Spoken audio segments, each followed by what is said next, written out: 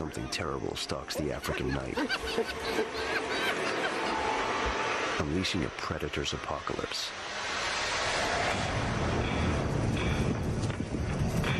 And an uneasy truce is about to explode into violence.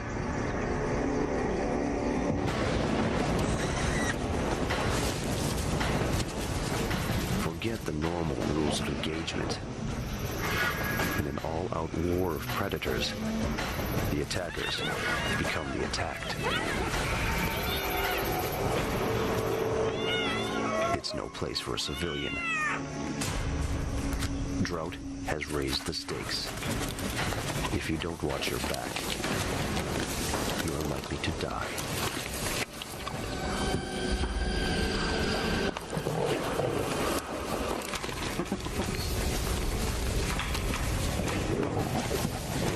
Desperation rules, and table manners are out. Take a mad dash headlong into the conflict, where the combatants are primed for battle like machines of war. Panzer divisions of lions,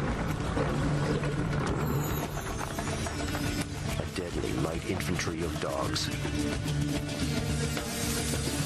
a sleek stealth fighter with precision targeting,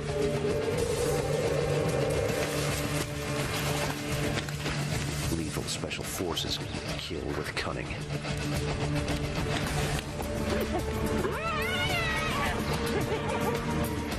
and a powerful cat goes airborne.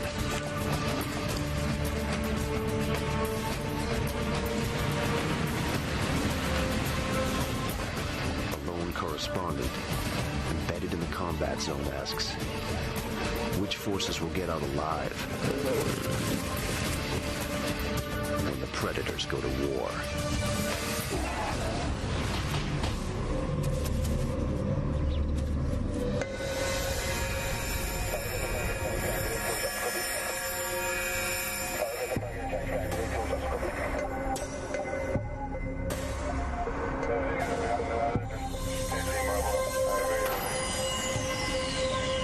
There is no cloud cover over southern Africa. Ideal conditions for battlefield imaging. No clouds mean no rain, and a relentless drought means tensions escalate. Clearly delineated territories collapse. Front lines shift from day to day.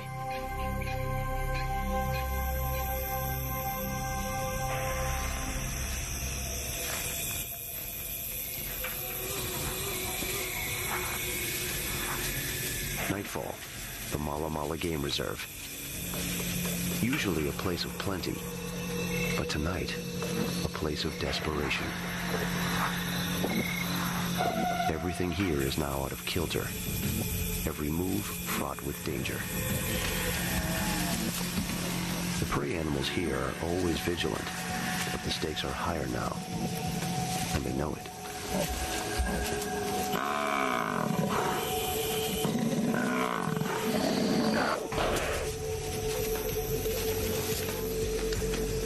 The lone warrior descends to the field of conflict, looking for meat.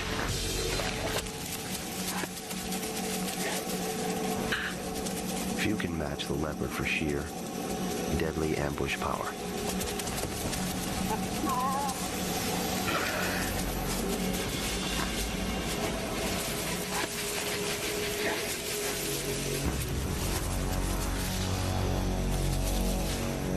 But every carcass is contested these days. Blood-curdling laughter announces the arrival of Mala Mala's hyenas.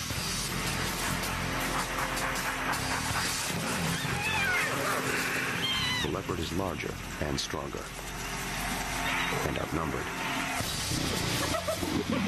His jaws are powerful, but the hyena's jaws cannot crush any other mammals, not just the cats.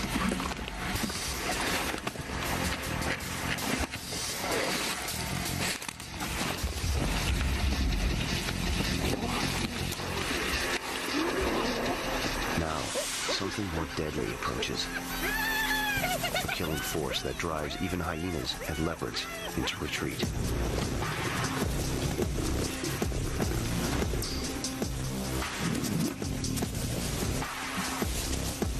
The spoils of war once again change hands. It's too small a carcass for so many big cats.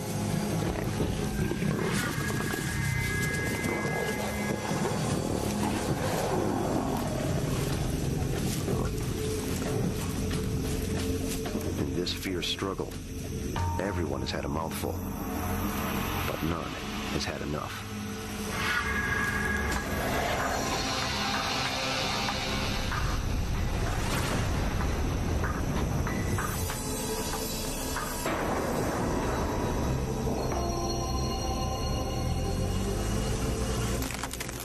An observer has witnessed the escalation in tension.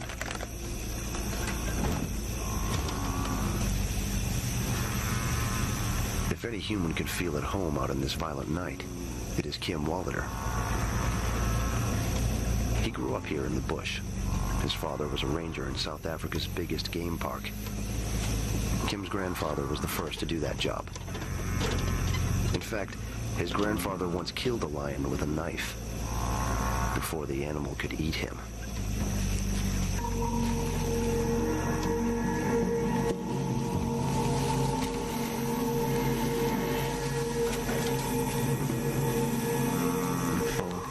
Pull each other's arm or grab each other's. A game ranger turned filmmaker, Kim is starting to feel like a war correspondent. Droughts getting worse. Animals are concentrating. Territories are breaking down. Predators are coming into contact with each other, and it's just resulting in a full-scale war.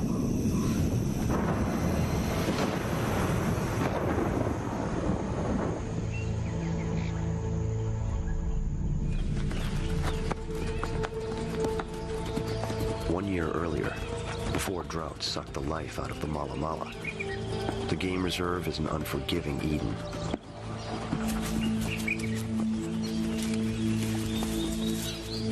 The normal brutal economy holds sway. Fight to reproduce. Eat while the eating is good. Try not to get eaten.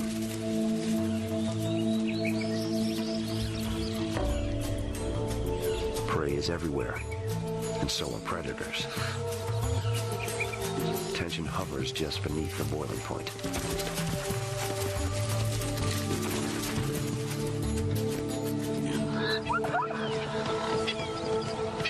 Predators typically avoid upsetting the balance of power.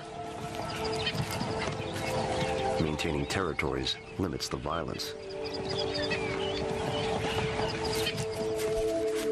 All understand the pecking order and respect superior force.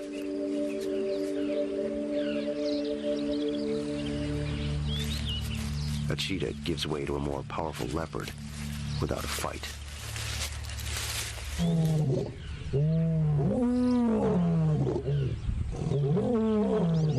The lion, the great icon of Africa, can defend his territory while lying down. On a still day, his roar can carry 5 miles. This is no encrypted broadcast. It's peacetime psychological operations. PSYOPs. The roar tells rival male lions to stay away, and other predators that there's one king of the jungle here.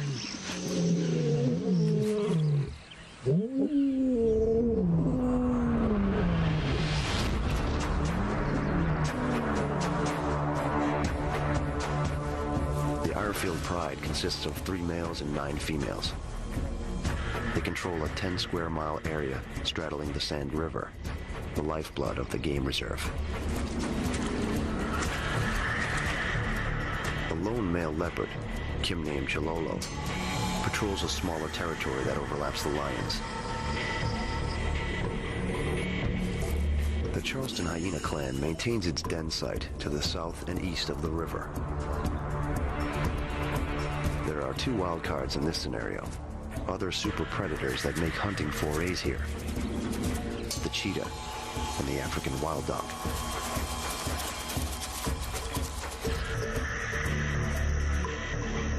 To Kim, the predators resemble modern-day fighting units, each with its own set of lethal capabilities. The lions who are operating just with pure brute force, and on top of that they're able to work together as a pride. Most of the time they're able to dominate the situation. To Kim, they form a tank brigade, a formidable force that only the hyenas occasionally challenge. Hyenas are very much thinking brutes of the battlefields and have this steel trap mind. They too have the strongest jaws of any of these predators. They are very successful. Cunning and opportunistic, they kill alone or in coordinated squads. Their multiple capabilities make them a kind of special forces here. And then the leopards are the guys who will go into a third dimension where they take full advantage of hoisting their carcasses into trees and using them for safety as well. Like an airborne trooper, the leopard Chololo tends to stay above the fray. A skill that serves him well when things get ugly. Kim's covered Chololo for 4 years and knows he stands apart. He's a lone operator out here. But in wartime, is there safety in numbers? Or just a better chance you'll starve?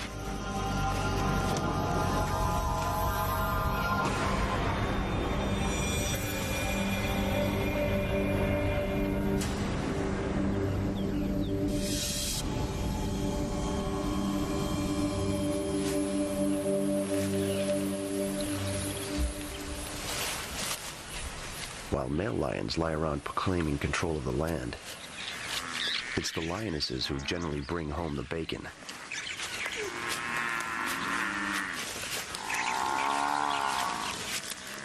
They're like a fast-moving tank unit, and they coordinate their attacks. Eating is another matter. Here it's everyone for herself.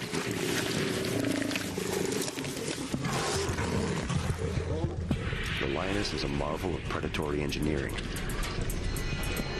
Her eyes, set well forward for pinpoint targeting, are extremely sharp, and so powerful at night, she can see by starlight. Massive musculature powers her jaw, a simple but deadly hinge, excellent for crushing windpipes. 2-inch canine teeth grasp the prey and tear flesh, and are spaced to fit between the cervical vertebrae, the better to sever the spinal cord. Her extremely rough tongue, covered in spines, efficiently scrapes meat from bone. The lion's frame is built for both power and speed. The hind legs propel the big cat at 35 miles per hour in a short burst. The forelegs spread wide to engulf prey and deliver blows that will break a zebra's back.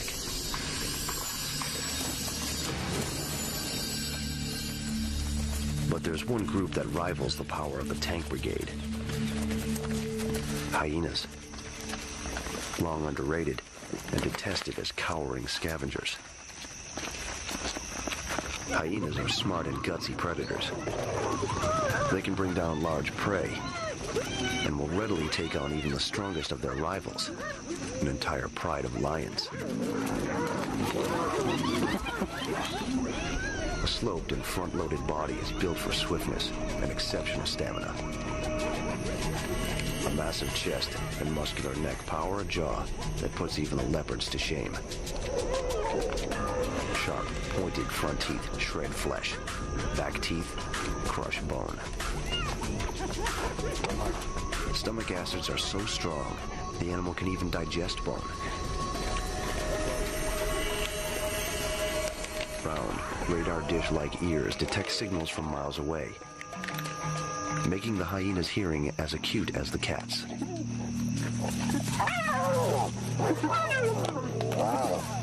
Even the hyena's chilling vocalizations, 11 in all, serve as a kind of psychological weapon.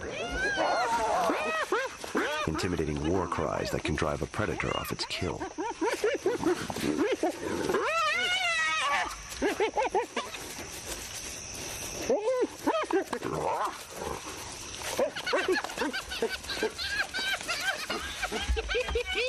Love it!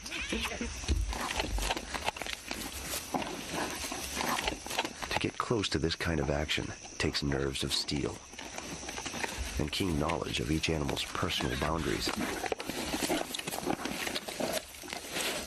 Kim's been covering these creatures for so long, he can get right in their faces.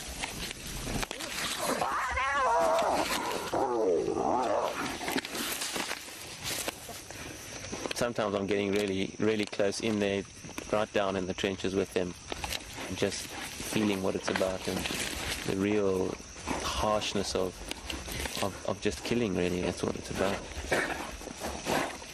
But I've got to be sure that I can predict or understand or see the change in their behavior so that I can get out of there in time before I become a serious casualty.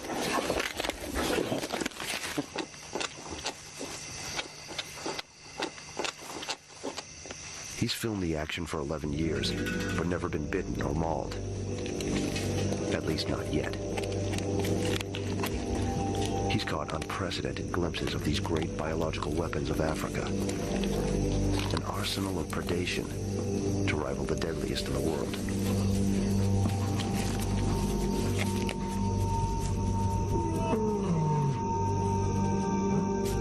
At Mala Mala, the system generally works.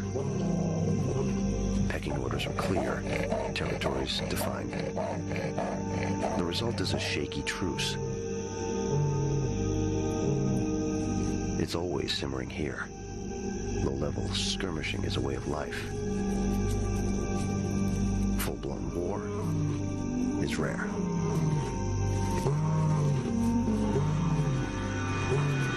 But Kim and the predators of Mala Mala are about to relearn an ancient lesson. Only one true superpower maintains this balance.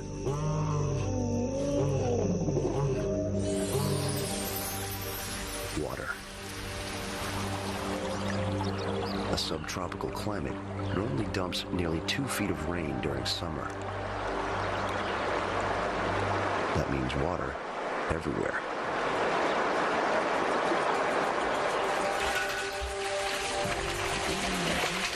The Sand River rarely runs dry and is a prey magnet.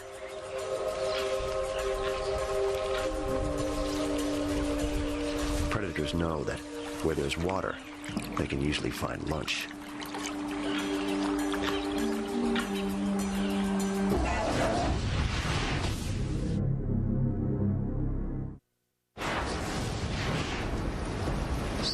Miles from Mala Mala, a disaster unfolds.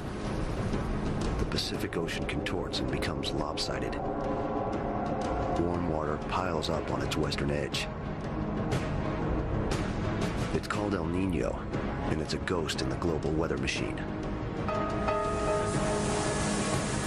Results: heavy rainfall in the U.S., brush fires in Australia, and in southern Africa, the cycle of drought gets worse. Yearly rains haven't materialized. What should be green has turned to dust.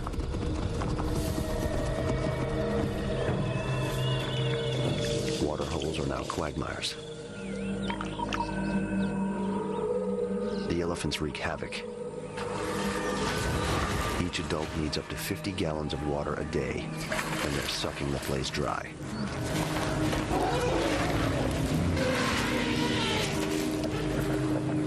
For the fish of the Sand River, there's nowhere to hide.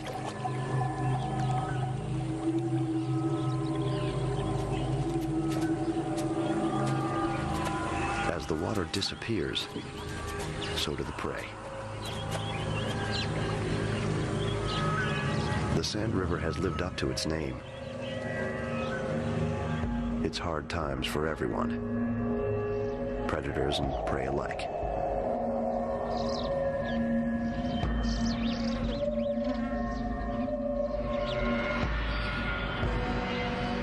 The very young young suffer first. This cub starved to death. The lions of Mala Mala have been taking down only small prey recently. Intense competition at the carcass means that some little mouths get shoved aside.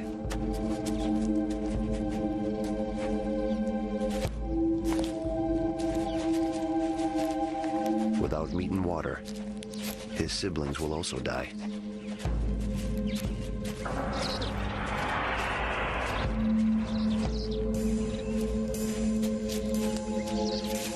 The cub's demise is an ancient enemy's grisly prize.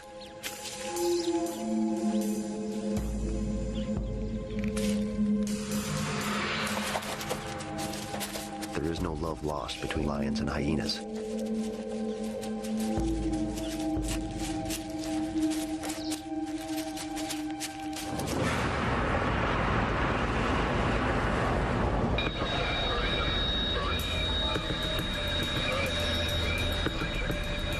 Out on his daily patrols, Kim sees tensions escalate along the predatorial borders.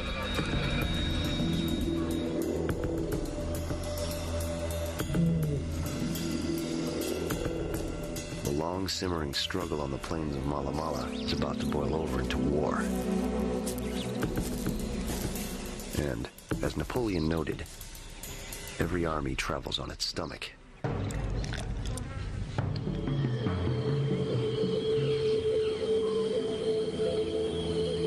It's the wet season in Mala Mala, but there's no sign of rain. And last year, the rains barely came at all. The situation is dire. Only one creature has the powerful hydraulic equipment to find water. With a sense of smell as great as its giant trunk, the elephant can sniff out water under the sand and excavate it for a few precious mouthfuls.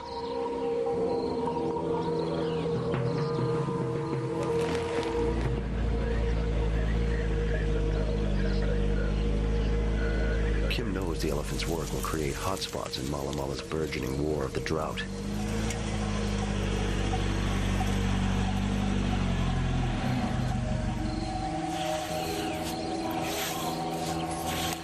All the water in the veld dried up several months ago, and even the sand rivers stopped flowing. But there's still quite a lot of water under the sand, and it's really only elephants that are able to get down to this water, and they dig these little holes. And this provides a lifeblood for all the other animals that need to drink.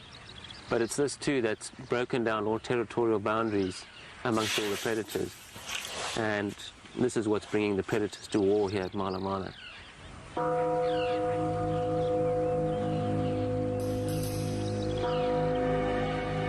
The holes should give him chances to film, but there are also places where Kim has to watch his back. Predators normally wouldn't dare approach a human. Hunger now emboldens them.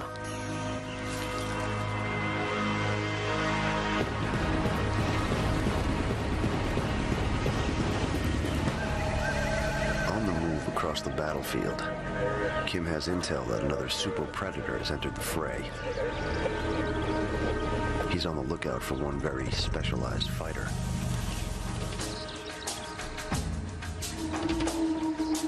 It's a cheetah. He's been making incursions in the sector where the hyena clan is active. A dangerous business.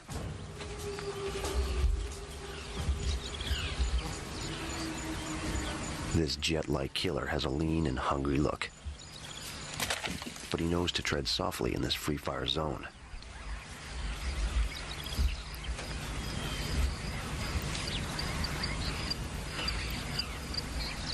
No matter how hungry the cheetah is, this is just too tall an order.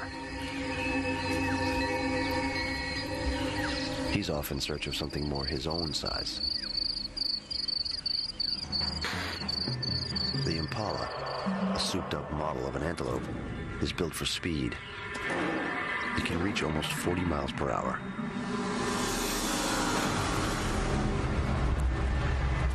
But the cheetah can do 70.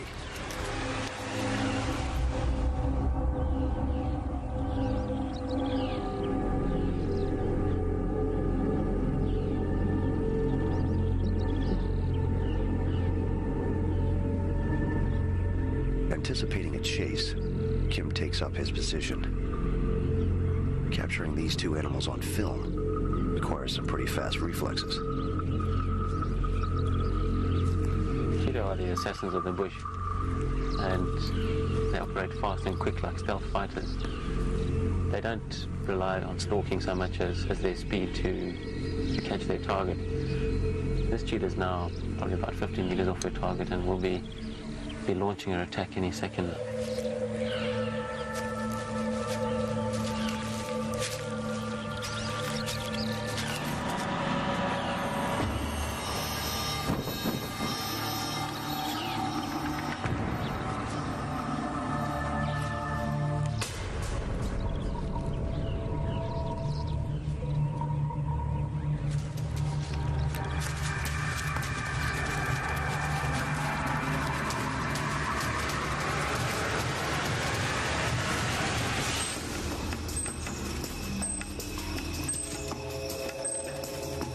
Every feature of the cheetah says speed.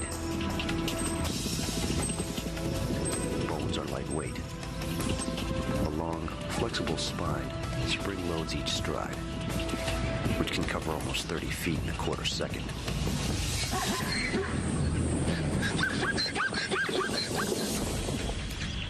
On the flat track of Africa's plains, it's pure afterburner.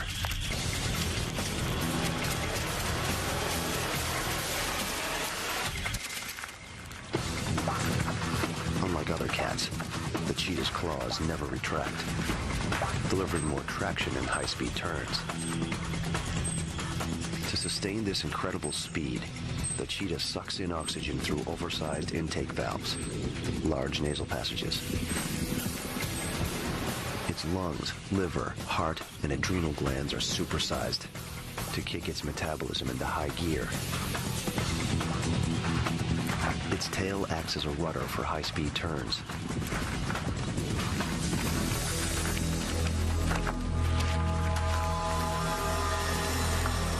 Even over the scrubby terrain of the Mala Mala Game Reserve, the cheetah's speed equals almost instant death.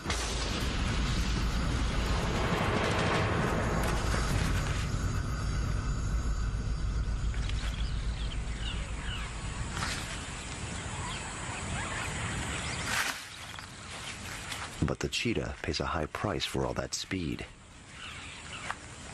The chase ends in exhaustion. And when it's time to fight, this lightweight marvel is no match for any of the heavy predators.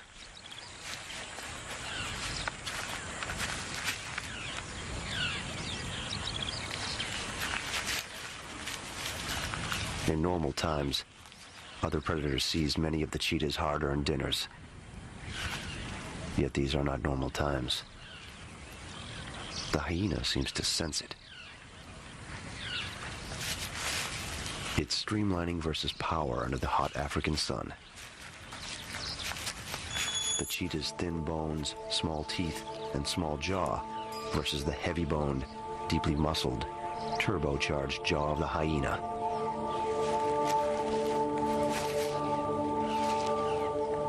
The cheetah should know it's outgunned. Rivals like the leopard have always kicked its butt up and down Mala Mala.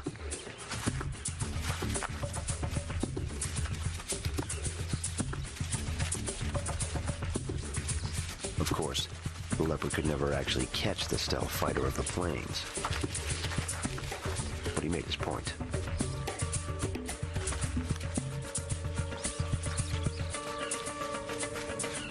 That was before the predators went to war.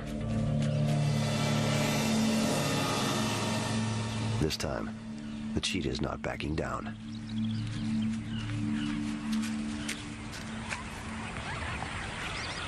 The cheetah calling the bluff on a hyena, I've never seen that before, and it's unheard of. The cheetahs are just getting extremely bold and having to put up a fight. There's no chance of backing down now. They've got to survive, and they're going to go to war with everybody else.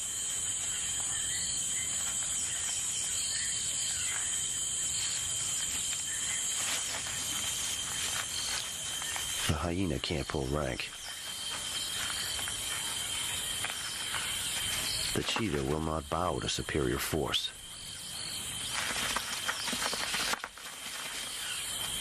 She faces down her heavily armed foe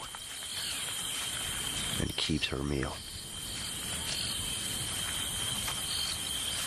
But the cheetah's bold stand is a one-time deal, a tactical necessity for an animal at the end of its rope.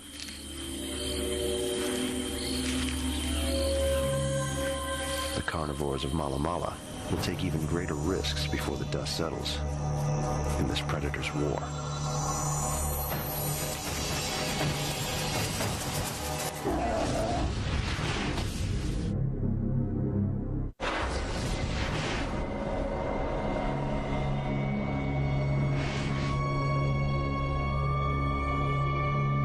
The haven of Mala Mala is becoming a hell. Last year's minimal rainfall compounds this year's utter lack of rain. Where there once was water, there is now only scorched earth.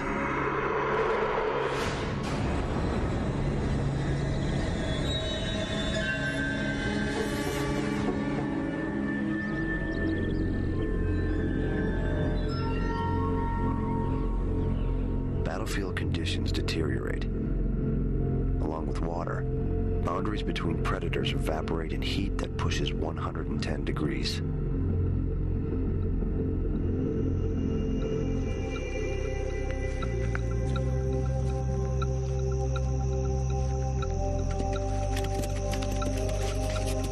Another night descends over Mala Mala. The deepening drought ratchets up the pressure on all frontline combatants.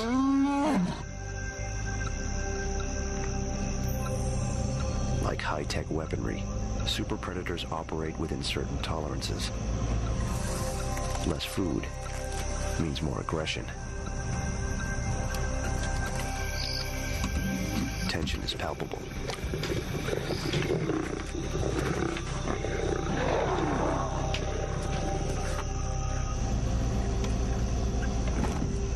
Tonight, Kim hopes to shadow the forces of the Irefield Pride.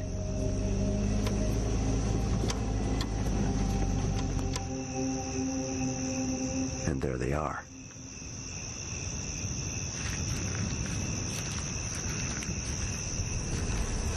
Lions specialize in night attacks, as Kim knows from long experience. That's why he's wary of becoming collateral damage. A lion at night is pumped for conflict.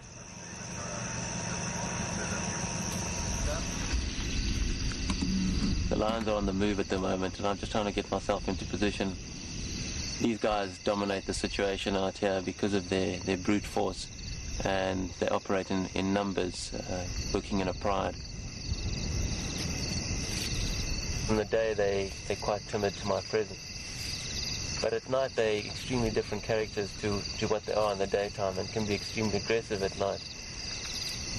So I have to be very aware of this and operate accordingly.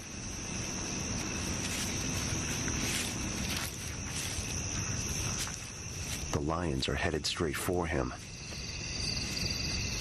Emboldened by darkness, they paint a new target.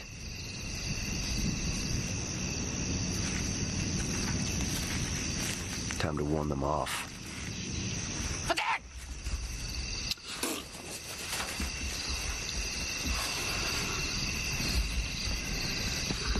After looking Kim over, the pride apparently decides there are less noisy pickings elsewhere. Kim trails the lion's nighttime incursion.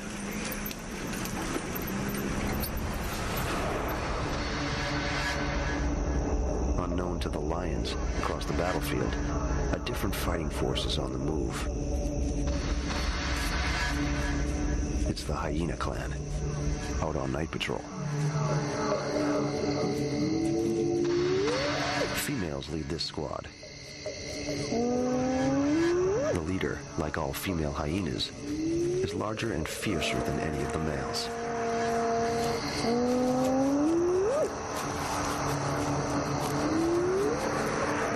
Though they look like dogs, hyenas are more closely related to cats. Neither cat nor dog. They are all killer.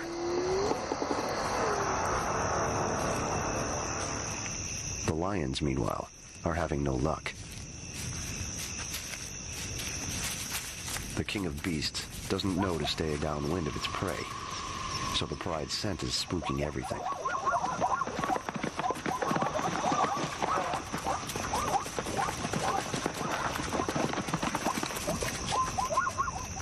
Everything but the kudu, which is by sheer chance upwind of the lions.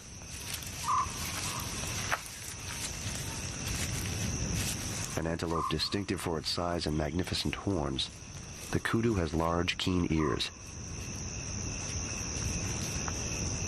But tonight, the lions are running silent.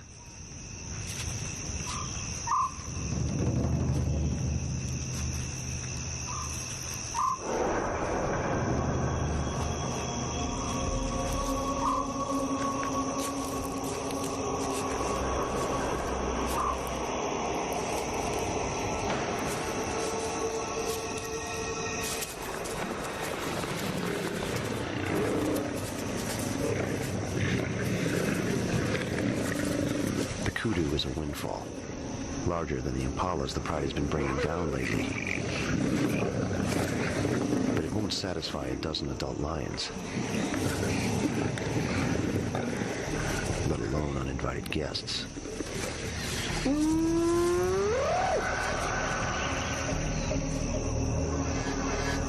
The hyenas pick up some chatter. With their radar dish ears swiveling, they acquire their target. The unmistakable sounds of a kill rocket across Mala Mala.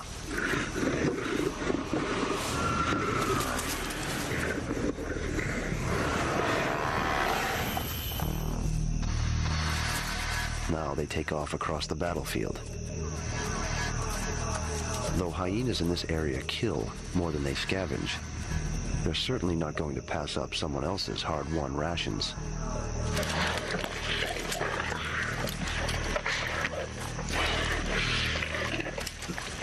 To be killed by lions is not a good way to die. Their carving tools are efficient and merciless.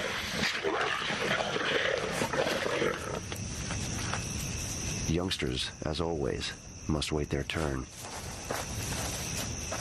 They know their place in the ranks of the kill. And the lion's share inevitably goes to the commander.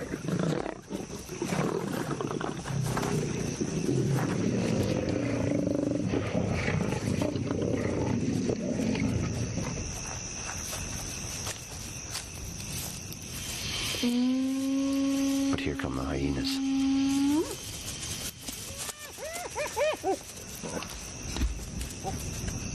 Extraordinary times bring extraordinary sights. War has its own logic. A pair of hyenas and a single lioness, eternal enemies on this and every battlefield, quietly share the spoils of war. They fear the males more than they hate each other.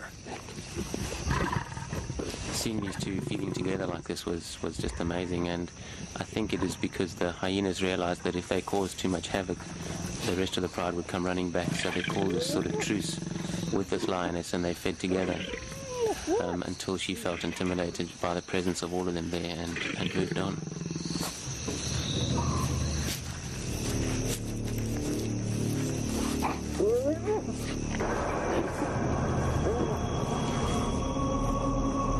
The truce will not last long, Kim knows. Until rain knocks tensions back to a simmer, Mala Mala marches towards chaos.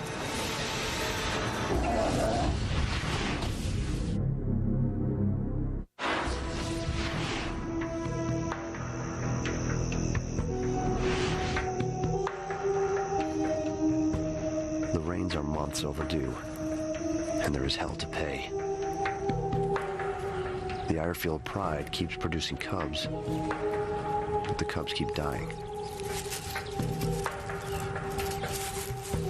The hyenas breed several times each year, but haven't bred for months.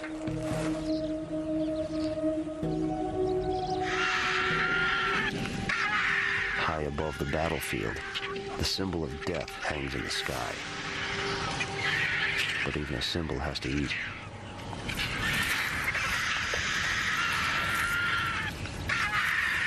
A hippo has fought with a rival over a disappearing waterhole and died of his wounds. And the battlefield scavengers are having a field day. The hyena can barely believe his luck. If only he can get rid of the enemy.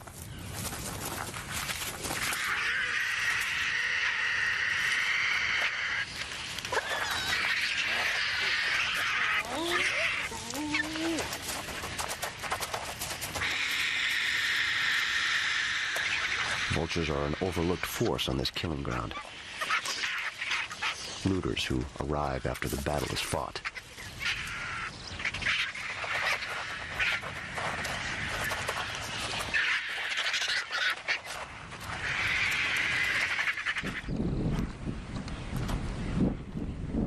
Nearby, a squadron of white-backed vultures has cornered a cheetah and her yearling cub. Their objective? An impala the big cat's just killed. The mother cheetah eats while the eating is good. Her youngster, too green to know better, tries to chase off the poachers.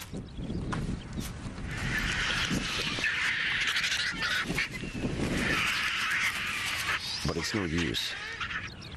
Cheetahs have invested so much in their stealth fighter mode of attack that they have no real defenses. No power, poor weapons, and so they give way to lowly scavengers.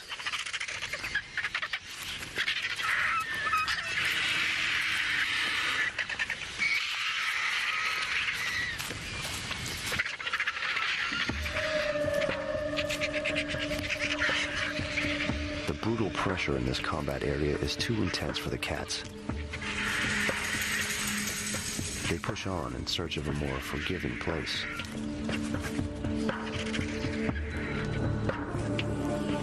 In this drought, it's doubtful that they'll find it. Her cub, at least, is alive. They're not all so lucky. In a tree, Kim finds a casualty of the predator's war. It's a dead leopard cub, killed by an adult male, now being eaten by its own mother.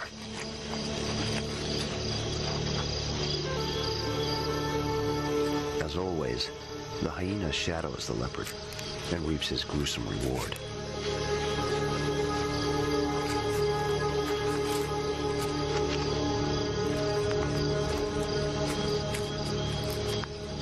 A hardened witness to battle, Kim accepts such disturbing sights without much pause. But even he is beginning to wonder what will happen if the rains don't come.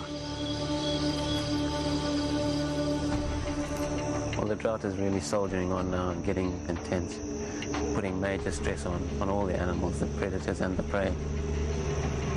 It's a situation that is not a pleasant one to be witnessing, but I haven't seen it like this before, and where this is going to go is really hard to say, but it's definitely heading for one massive disaster, and the only thing that can stop this is going to be rains, which we can only expect now in another 6 to 8 months' time.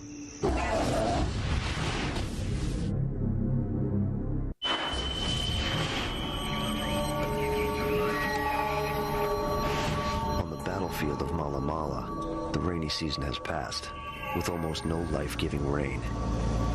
And suffering is widespread. Even the rules Kim survives by are starting to change. Predators are changing their attitude towards me, where in the past I could sort of read their behavior well and understand it, and now I look more as an intruder, and I don't have that comfort zone that just was there before.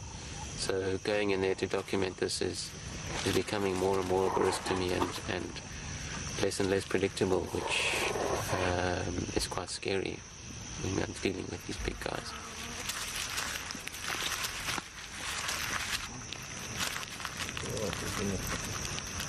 risky as it is for this observer, he knows that it's the combatants who are paying the price.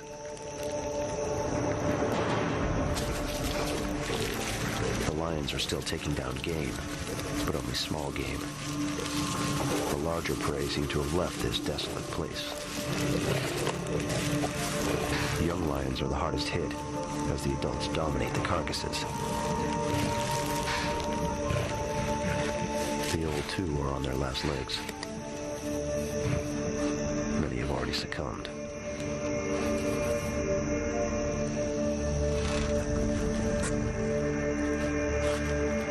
The super-specialized cheetahs, outmatched and outcompeted, have abandoned Mala Mala altogether.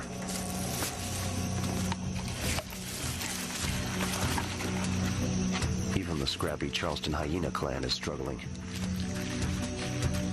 Its numbers decrease, and conflicts with other predators intensify.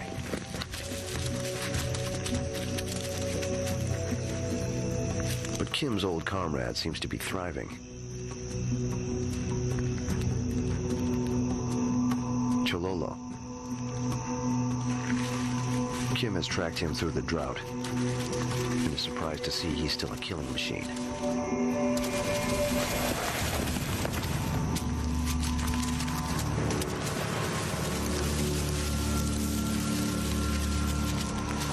The leopard, generally only half the size of a lion, is not to be underestimated. A 10-foot vertical leap is easy. The leopard can haul twice its own weight, straight up, taking an adult antelope or even a young buffalo into a tree. Massive neck and shoulder muscles, and legs like cocked guns, define this cat. The power to airlift raises the leopard out of the two-dimensional world of rival forces. Going up high means he can stash food beyond the reach of the enemy.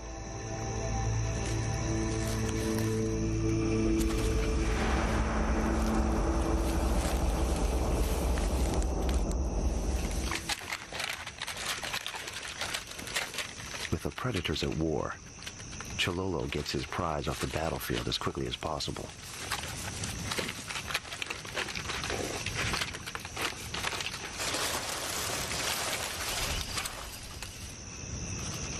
Satisfied that his dinner is safe, Chololo goes back to night patrol.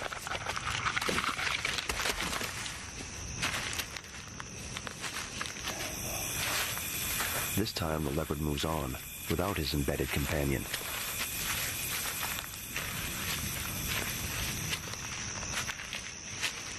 As a combat cameraman bent on capturing the soldier's point of view, Kim has managed to get himself into some interesting situations. His camera sometimes captures more than he bargains for, and a shadow moves under the tree. It's the hyenas. The warriors seem bewildered by Kim's new position.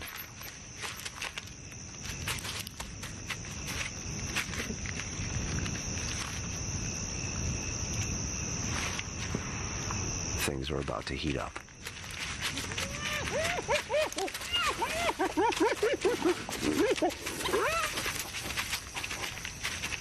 The new face in Kim's viewfinder is a hungry lioness.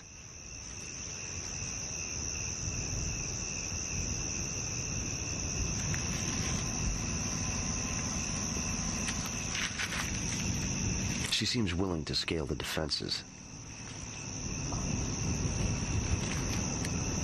If Kim wavers now, or shows fear, he's toast. With a bold stance and a human bark,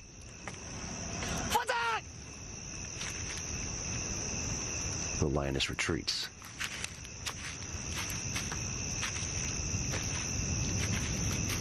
Kim, no worse for wear, gets his shot.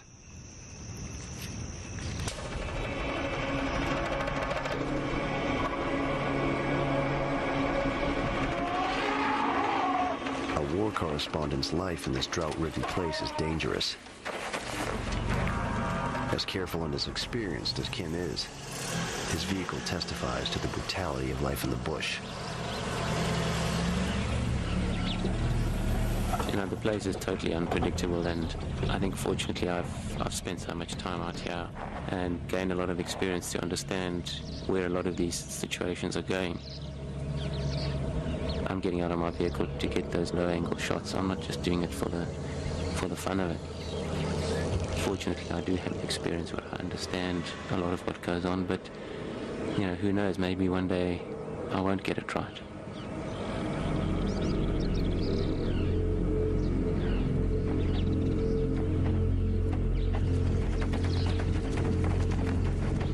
Kim's sources in the bush indicate another lethal fighting force is moving into the battlefield.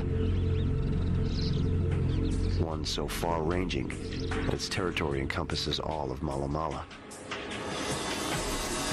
It's on the brink of extinction. But to watch it work is to understand why it is still among the most feared animals in Africa.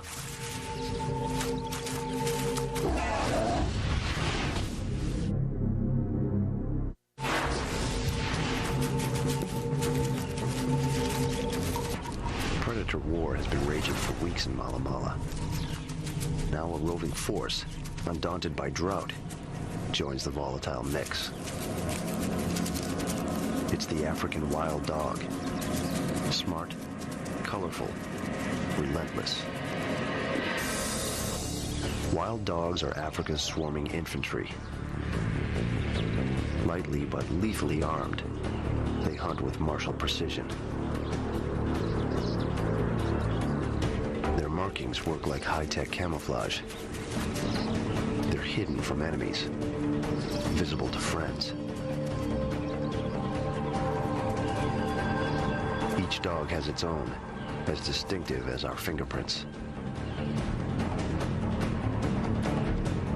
These are ancient warriors, descended from the oldest line of dogs. Built for astounding stamina, they can chase prey over miles, for hours, until they run it into the ground.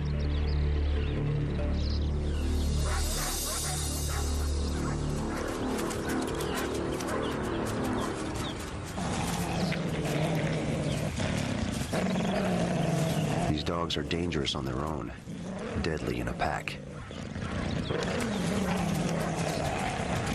Compulsively and rigidly attached to their units, they have been known to care for their injured.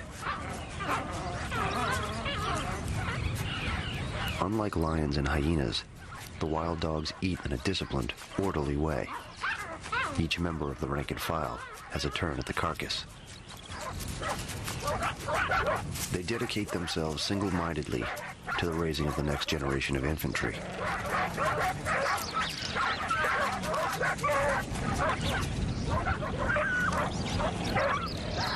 Though only the leaders of the pack reproduce, the group expects every member to regurgitate rations for the pups. Ritual greetings strengthen the bonds of the unit.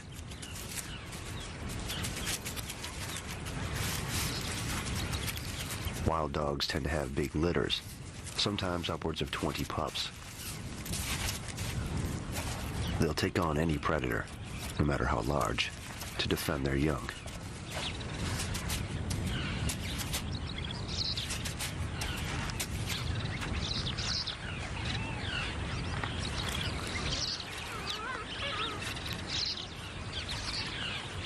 A scout alerts the pack to a nearby presence. A rival. It's Chilolo. The ancient hatred between dogs and cats may find its source here.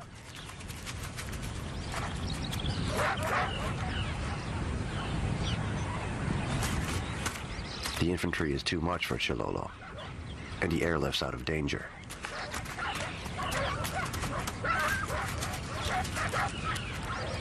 Once airborne, he's got nothing to fear from the ground-pounding canines. When he stays aloft, they move off and return to their den.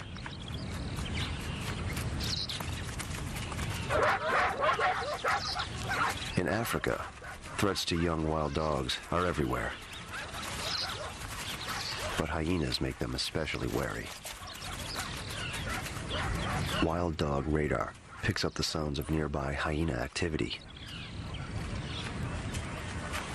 The hyenas have taken down a starving yearling.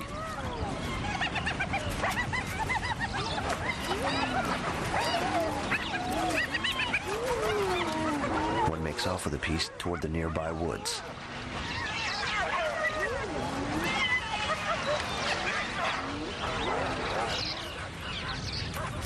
Bad idea. He's getting far too close to the wild dog's den. With pups to defend, they're not about to tolerate a hyena in their midst. No single wild dog would have a chance against the heavy armor of the hyena. Hyenas can weigh 150 pounds, twice the weight of a wild dog.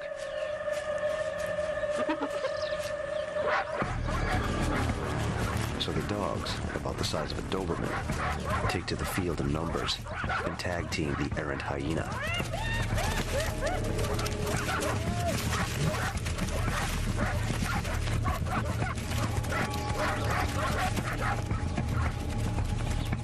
The arrival of wild dogs in Mala Mala jacks up the pressure.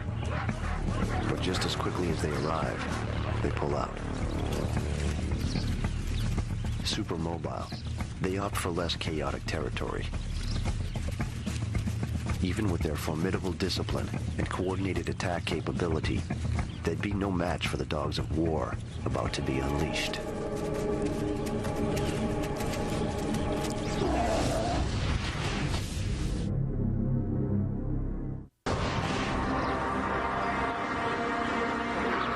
Starved of rain, Mala Mala is now scorched by heat. Kim has rarely seen it so dry. Never seen the predators so stressed. He thinks new rules are evolving in the contest. The new rules? No rules.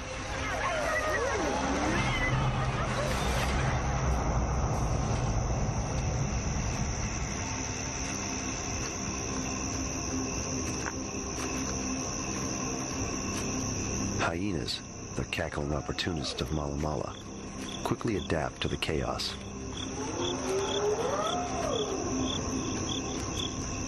They've taken a keen interest in one of the rival powers, Chololo, hungrily stalking his every move.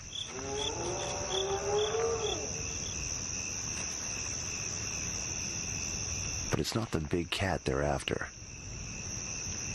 They want what the big cat's after. Tenacious hunters, they're even better bandits.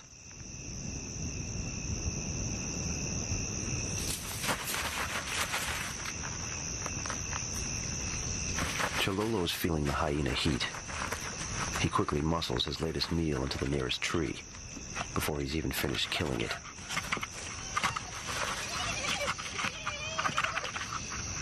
Not a moment too soon. The hyenas are hard on his heels.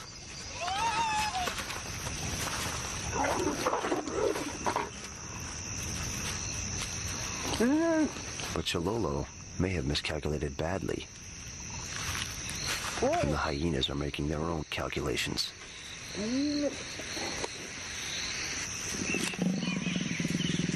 The leopard has chosen too low a branch.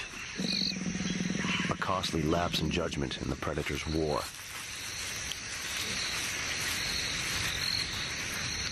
Hyenas can't climb, but they can jump. And those jaws are relentless.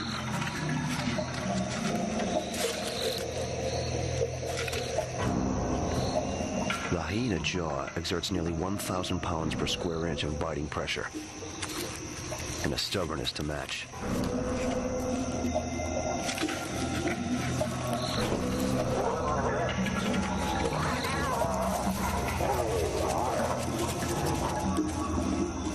All his hard work for naught. Chololo heads off.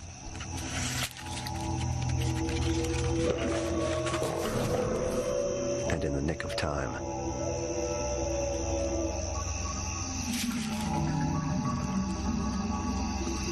The Irefield lion pride always dominates the battlefield at night. But in these conditions, that's not enough. No rules means more risks.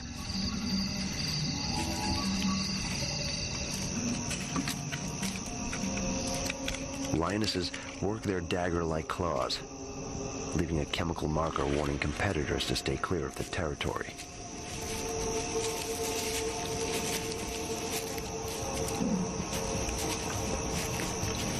Tonight, the air rumbles with the promise of tons of meat on the hoof. Meat the increasingly gaunt lionesses badly need. The Cape buffalo have entered this sector, seeking any remaining grasses.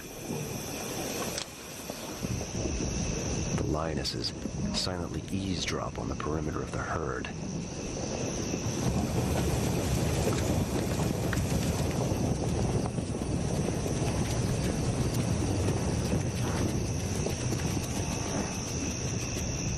Now, Kim is caught with the besieged, surrounded by bad-tempered buffalo.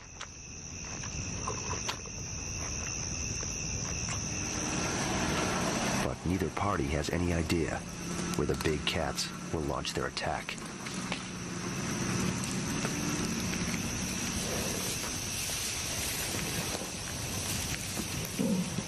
Buffalo rely very much on safety and numbers, and at the moment there's a crowd of lions circulating them, just trying to find the weaker individuals. But it's a seriously formidable prey for lions to take on, and they only do this really in hard times when they're hard pressed. Obviously there's a major risk involved here, and there could easily be casualties on the lion side. To the lions, it's a fortress of meat, horn, and lethal hooves.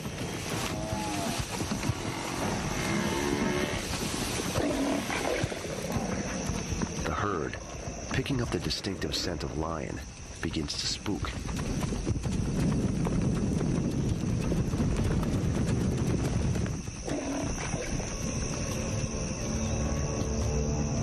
Despite their hunger, they know that patience is the key to victory.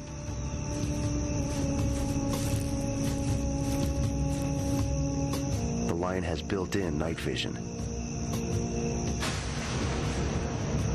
They can see about 6 times better than humans in the dark.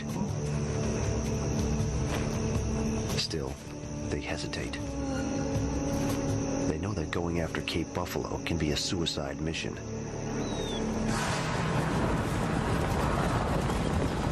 Throughout Africa, mother buffalo can be insanely defensive, and many a lion has died trying to steal a calf.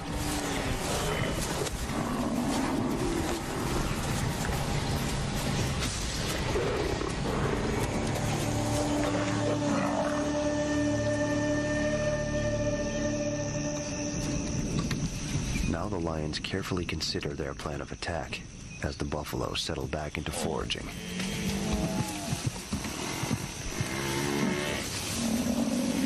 Target acquired. It's an old buffalo, slightly lame, but still intimidating.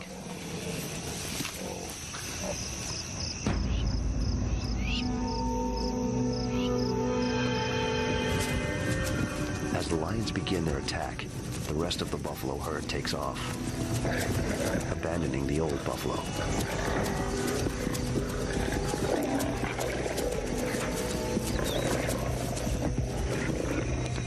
And the end begins. The lionesses, as always, lead the attack. A male lion usually delivers the death blow. He goes for a throat lock that will crush the windpipe.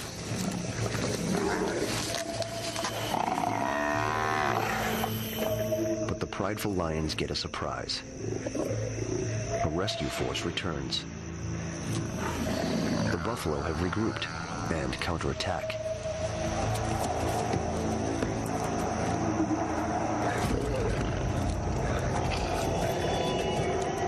against all odds, they drive off the attackers. But can their comrade rally?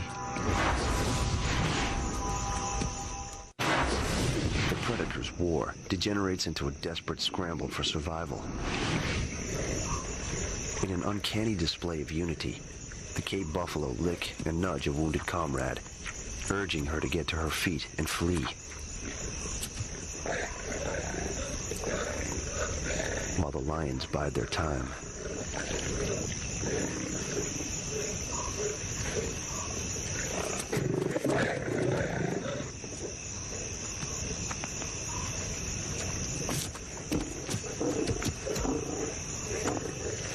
The embattled buffalo makes a valiant struggle to regain her footing. But she is too old and has lost too much blood. An old soldier looks death in the eye, but finds no strength to continue the fight.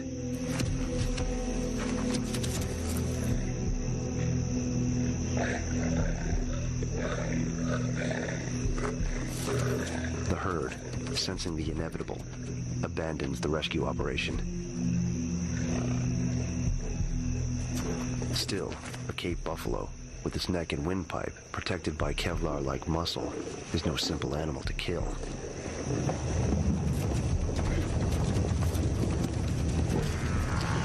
Out here, old soldiers don't fade away. They die a slow death. Then they are eaten.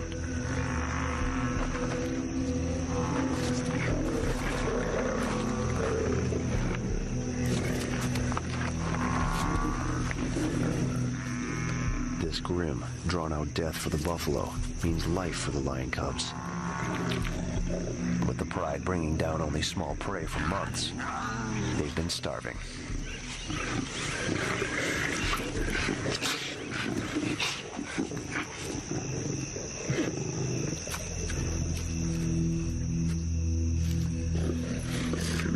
The steaming carcass is more than enough for all 13 lions.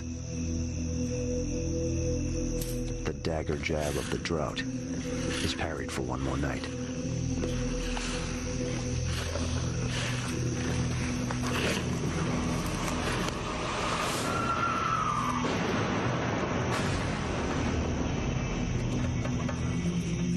Across the battlefield, the hyenas have finished Chilolo's dinner. They're back on night maneuvers, drooling with anticipation. They haven't caught scent or sound of the lion's kill. They've been distracted by an incursion of their own kind.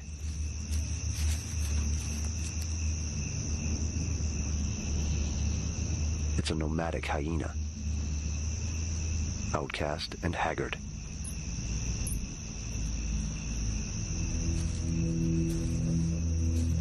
For a moment, it seems that the hyenas will simply check it out and leave it alone. But that is not the hyena way.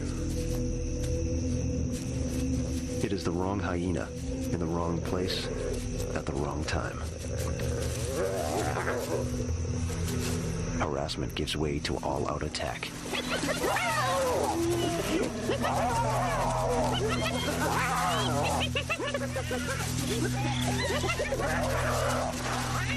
The cubs bolt as the rest of the clan joins in the melee.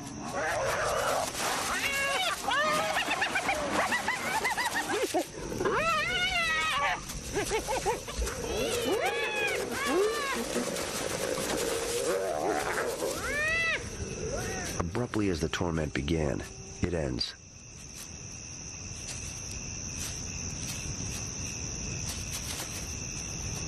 The Charleston clan senses something.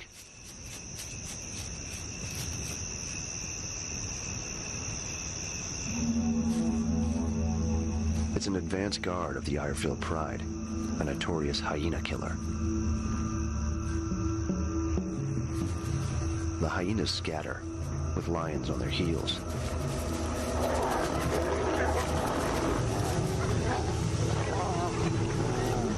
The outcast slips away in the confusion.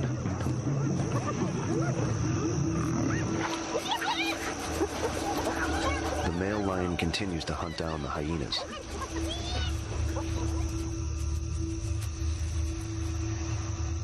But he picks up a sound that makes him turn back.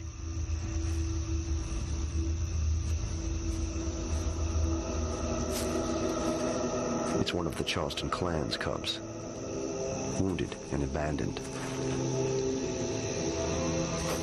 Its back broken in the melee, it poses no threat and offers no promise of food. The lion has eaten his fill of the buffalo.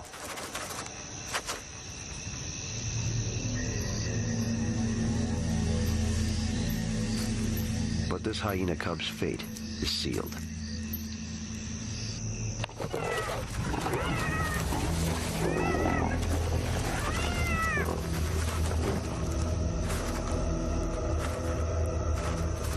Male lions have this complete and utter passionate hatred for hyenas and will go out of their way to kill them.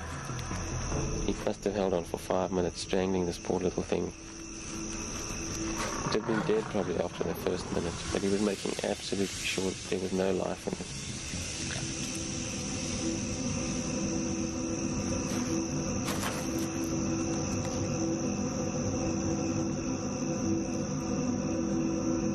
Only when the cub grows cold does the lion leave off the killing.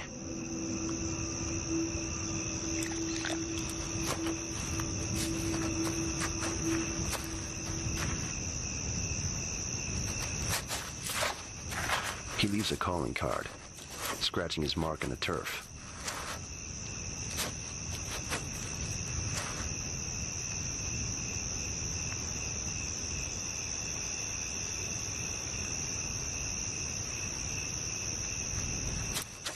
In the end, lions won't eat the hyena cub. A member of its own clan will do the job. Hyena cannibalism typically is mothers eating their young.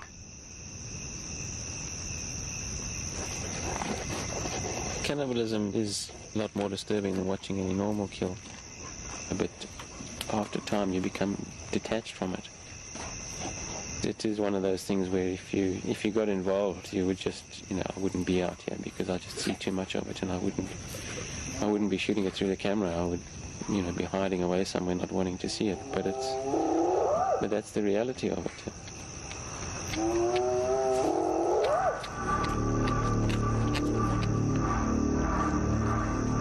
The reality is that it can get worse. The spiral of carnage can twist even further down. Some brutal, natural limit has yet to be reached.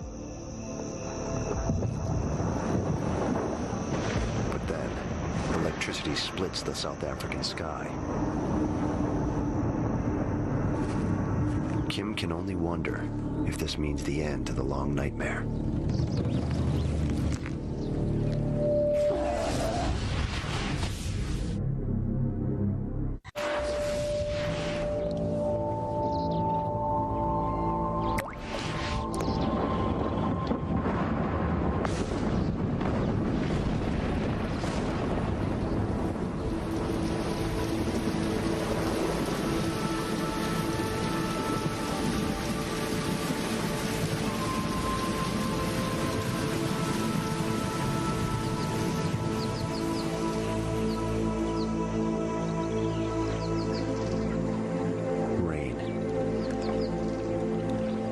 Of life that has been absent for almost 2 seasons. At the first hint of its return, Mala Mala blossoms into florid greenery.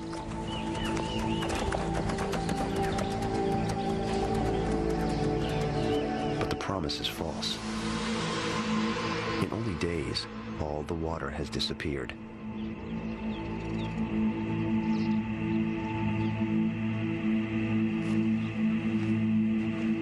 For Kim, the predator's war is about to come to a head.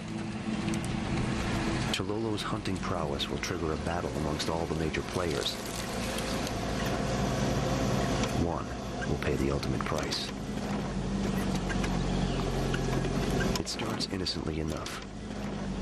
Kim follows Chololo on leave. The big cat is after a little R&R and some companionship. This female's turf overlaps his, but both are solitary soldiers. They only seek each other out to reproduce. For a week, they mate and hunt together.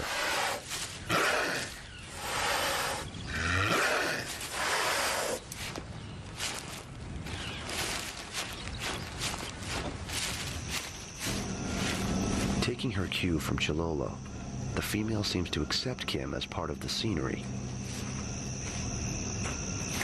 She also lets Chilolo take the lead on the hunt.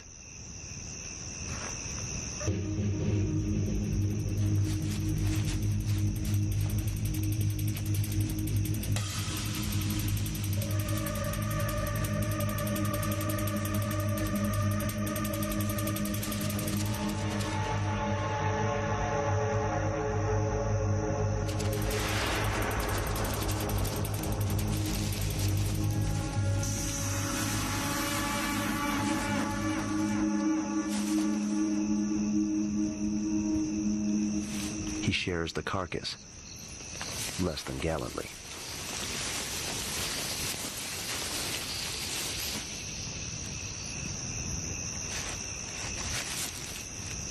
They settle in to eat. A couple of mouthfuls, though, and she seems uneasy. She leaves Chilolo and the carcass, with good reason.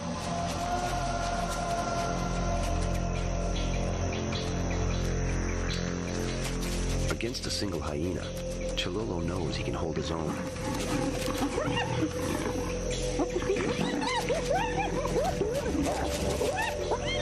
While Chilolo brandishes teeth and claws, the hyena wields his psychotic shriek and his infamous jaw.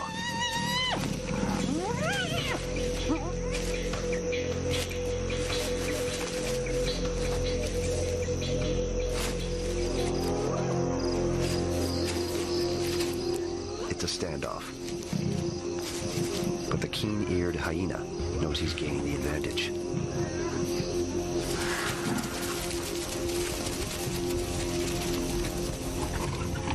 Another hyena takes a shot at the carcass.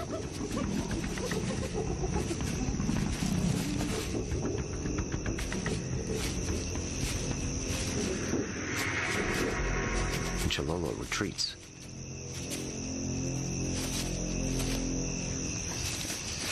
The hyenas celebrate their victory by dismembering the carcass.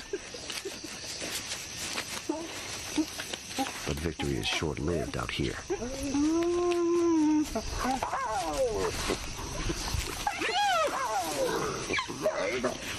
A patrol from the Irefield Pride zeroes in on the reveling hyenas.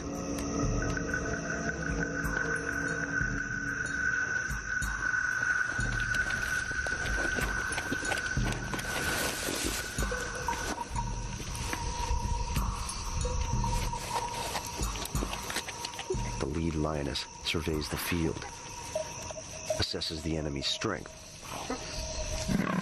charges.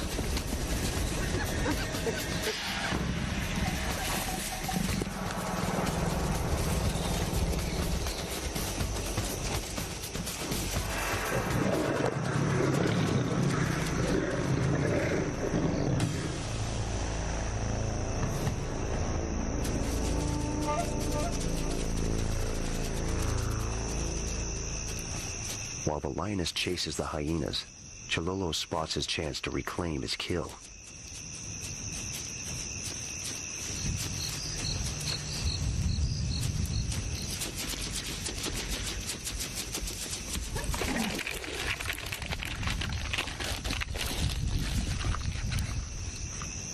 In a flash, he's got the carcass and himself off the battlefield.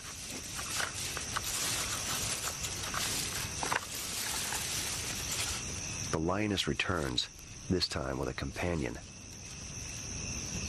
But their plunder has been airlifted away.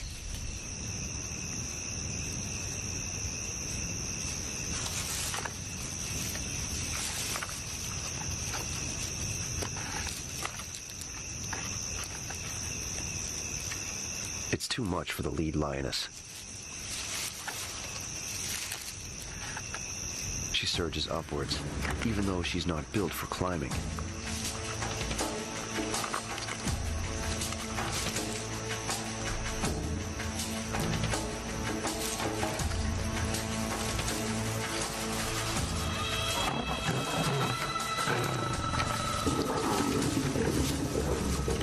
It's a treetop skirmish in the battle of the big cats.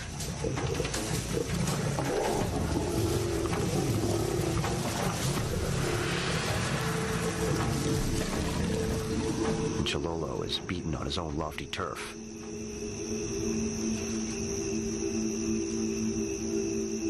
Worse, he's trapped up here with the spoiler.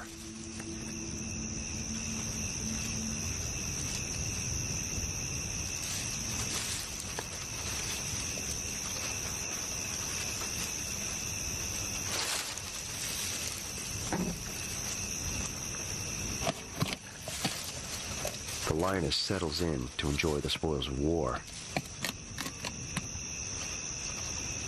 Her earthbound companions pace in anticipation.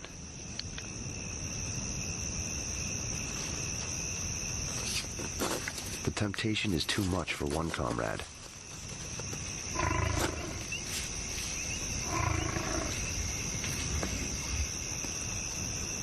She thinks better of it.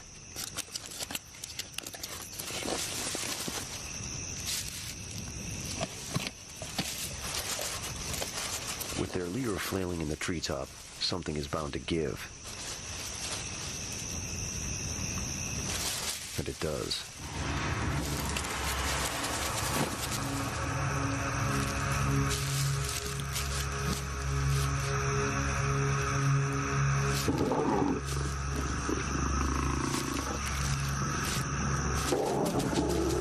With the ground crew occupied, Chololo makes his break.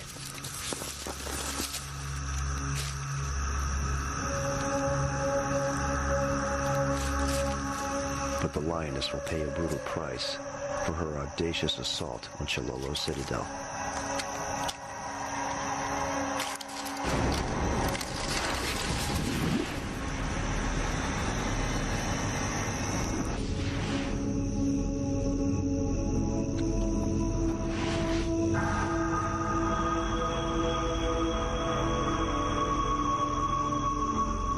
Morning dawns on the dead lioness, her back broken in the fall.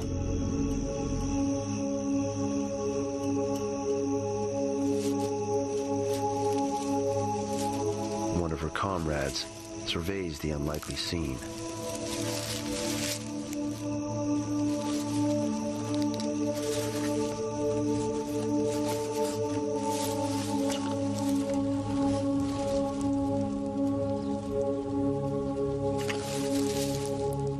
In a world run amok, curiosity quickly turns to cannibalism. Probably my most shocking moment was that lioness breaking her back in the tree, where just, horrific to see her there, and then to see her mates literally come and feed on her because of the stressful times that they were in. They were taking advantage of a carcass. The Mala Mala Game Reserve has gone nearly a year and a half without significant rain.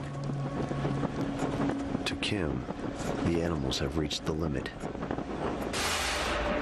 This is rock bottom.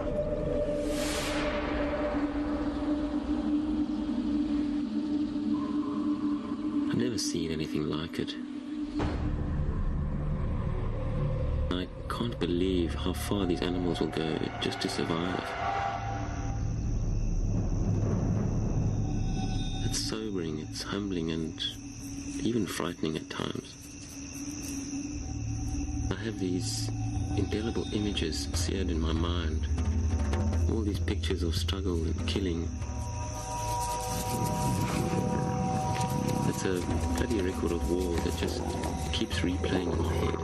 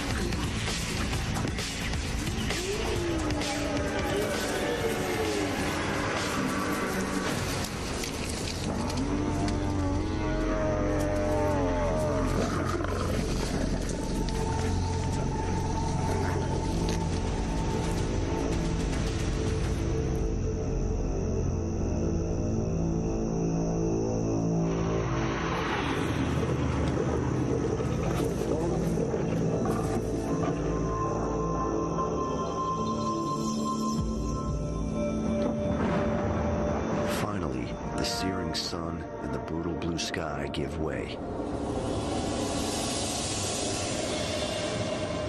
And the heavens crack wide open.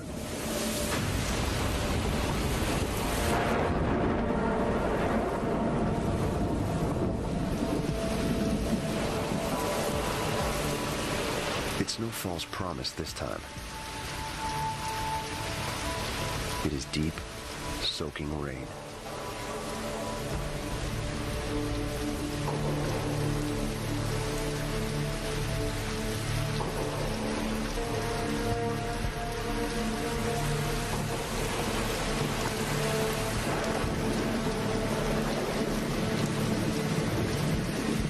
After days of rain, Mala Mala begins to right itself, and a kind of normalcy returns.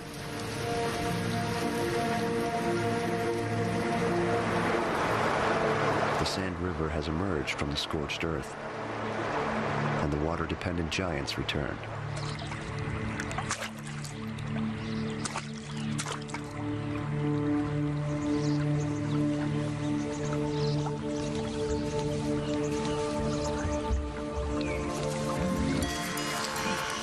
For the survivors, it is as if the drought never happened.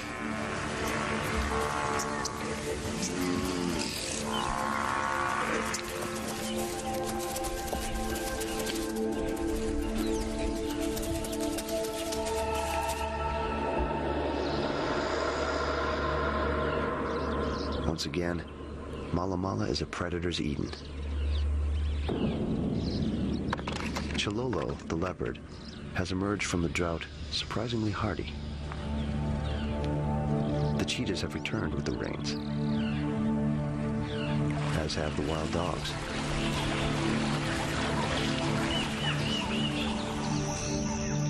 The Irefield pride has suffered some terrible losses among their cubs, but the survivors are quickly becoming sleek and healthy.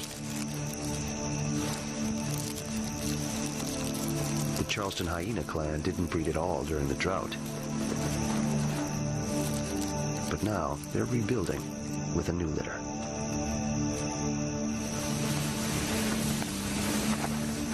Although I saw some new, unusual behavior, there was a lot of it that wasn't unusual, but it was just intense, all of it occurring at one time. That's what really got me going out there every day, following these guys, because I knew a lot of them individually. For me, I needed to get out there to see how my mates, if you could call it, were faring in this whole struggle.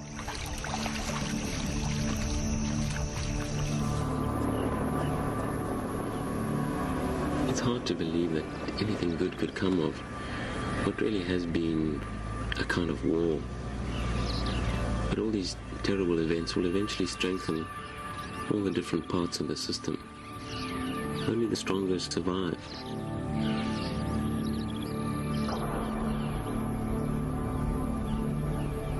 Maybe the next generation will inherit something you just can't put your finger on. Some unshakable will to live.